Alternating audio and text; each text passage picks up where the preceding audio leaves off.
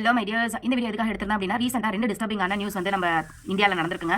ஒன்று வந்து கேரளா ஸ்டேட்டில், இன்னொன்று உத்தரப்பிரதேஷில். கேரளா ஸ்டேட்டில் ஒரு 1.5 இயர் குழந்தைய வந்துட்டு அந்த மதரும் ஸ்டெப் ஃபாதரும் சேர்ந்து சித்திரவதை பண்ணி கொண்டிருக்காங்க. இன்னொன்று உத்தரப்பிரதேஷில் மதர்கிட்ட இருந்து குழந்தை எடுத்துகிட்டு போய், அதாவது ஒரு அஃபையர் இருக்கிற ஒரு ஆண் அந்த மதருக்கு அந்த குழந்தை டிஸ்டர்பிங்காக இருக்குது கல்யாணம் பண்ணுறதுன்னு சொல்லிட்டு அந்த குழந்தை எடுத்துகிட்டு போய் அடிச்சே கொண்டிருக்காரு. ஸோ இந்த 2 இன்சிடென்ட்டும் கேட்கும்போது ரொம்ப மனதளவில் ரொம்ப டிஸ்டர்பிங்காக இருக்குது. ஒரு 1.5 இயர் இருக்கிற குழந்தை அப்படி என்ன ஒரு டார்ச்சர் பண்ணிட போகுதுன்னு எனக்கு தெரியல. ஓகே, டோட்லர் ஸ்டேஜில் ரொம்ப துருதுருன்னு இருப்பாங்க தான்.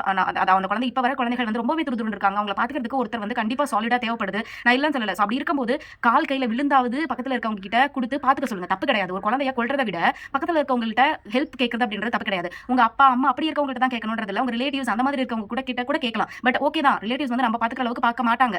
ஆனா அந்த குழந்தைய அட்லீஸ்ட் அந்த ஈரம் இருக்கும் அவங்க கிட்ட, நம்ம அடிக்கிற அளவுக்கு அடிக்காமையாவது பாத்துப்பாங்க. ஒரு கட்டத்துல என்னடா பாத்துக்க முடியல, நீ கூட்டிட்டு போகணும் கூட சொல்லிடுவாங்க. பாத்துக்க முடியற அளவுக்கு பாத்துப்பாங்கல்ல. சோ அவங்கள்ட்ட கொடுக்கலாமே. யார் வேணாலும் இருப்பாங்க ஹெல்ப் பண்றதுக்கு. ஒரு குழந்தை இல்லாம எத்தனை பேர் வந்து பரிதவிக்கிறாங்கன்னு உங்களுக்கு தெரியுமா?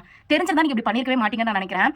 இப்ப இருக்கிற ஜென்ரேஷன்ல ஒரு குழந்தைக்கு ஏங்குறவங்க, கோயிலா போறவங்க எத்தனை பேர் இருக்காங்கன்னு தெரியுமா உங்களுக்கு? எதுக்கு இப்படி எல்லாம் பண்றீங்கன்னு சுத்தமா புரியல. சோ உங்களுக்கு ஹெல்ப் வேணும்னா சீக் பண்ணி அந்த குழந்தைய சேஃபஸ்ட் பிளேஸ்ல விட்டுட்டு நீங்க என்ன வேணாலும் பண்ணுங்க நான் சொல்லுவேன். சோ ஒரு குழந்தைன்றது இந்த உலகத்துக்கு வரது இந்த மாதிரி ஒரு இன்சிடென்ட் ஃபேஸ் பண்ணிட்டு போறதுக்காக கிடையாது. அது எவ்வளவோ விஷயங்கள நல்ல விஷயங்களை பார்க்க வேண்டியது இருக்குன்றத மனசுல வச்சுட்டு இனிமேட்டு யாருக்கு அந்த மைண்ட் செட் வந்தாலும் குழந்தைய ஒரு சேஃபஸ்ட் பிளேஸ்ல விட்டுட்டு, இல்ல எவ்வளவோ சைல்டு கேர் சர்வீசஸ்லாம் இருக்கு, அவங்க கிட்ட கொண்டு போய் விட்டுருங்க. என்னால பாத்துக்க முடியல, நீங்க வச்சுக்கோங்கன்னு விட்டுட்டு நீங்க எங்க வேணாலும் போங்க. எதுக்கு இப்படி பண்றீங்க?